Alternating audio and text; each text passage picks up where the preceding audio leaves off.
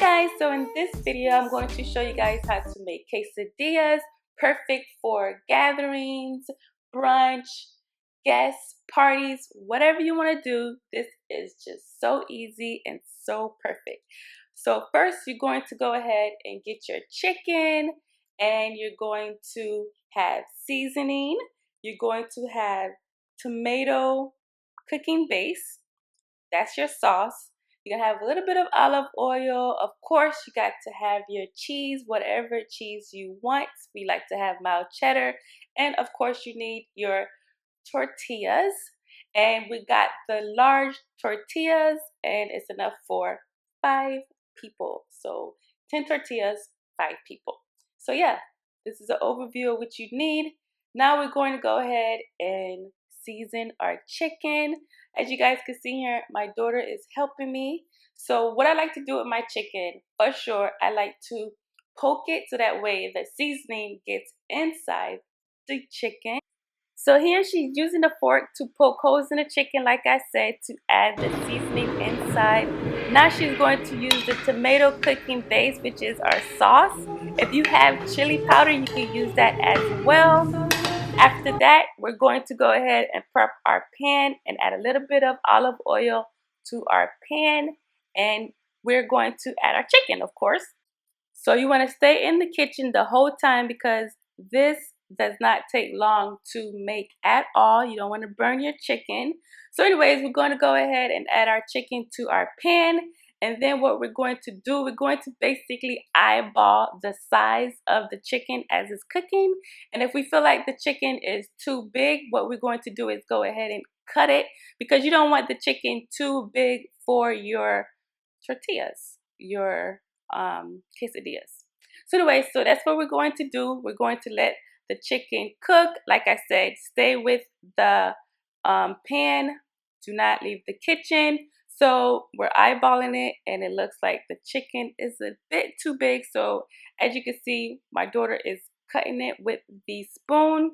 And then once your chicken is the color that you want it, you want to go ahead and turn your stove off or put it on low. Now we're going to use the George Foreman grill. I have a large one. If you don't have a George Foreman grill, that is perfectly fine. You do not have to have one. You can use a large pan, or you could use a smaller pan, but you're going to have to make your tortilla like you're making an omelet. Basically, you're going to use just one large tortilla. So you will only cook on half of the tortilla, fold it, then flip it like an omelet. So anyways, we're going to use some olive oil on our George Foreman grill.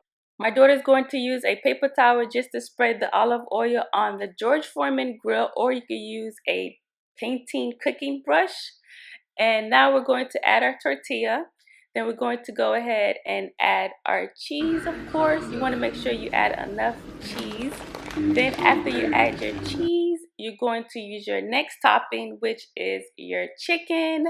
And then after the chicken, you're going to add some more sauce that's going to really give it some flavor, and it's going to be so yummy. So anyways, go ahead and add the sauce, and then after the sauce, you're going to use your last topping, which is more cheese.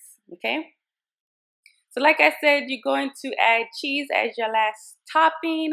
Now I just want to let you guys know I don't measure anything, so basically you just have to eyeball how much stuff you put on your tortilla, so that way it's not overflowing or anything like that. You don't want to put too much, and you definitely don't want to put too little. So here I'm adding the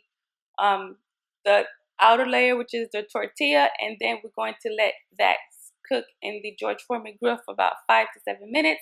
To be honest, I like my tortillas a lot darker, but for the purpose of the video, I made a lighter one.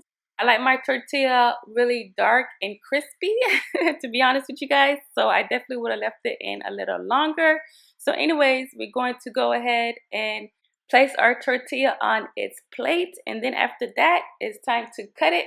I like to cut it into 6 pieces. I'm gonna tell you now, 2 people could definitely eat this. 1 person, it's a bit filling if you eat it by yourself. Trust me, I know, because I did that and I was so stuffed and full.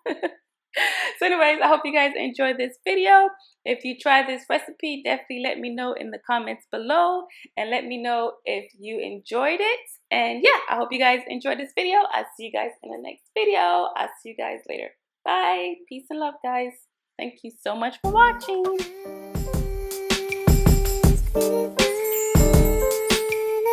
Whisper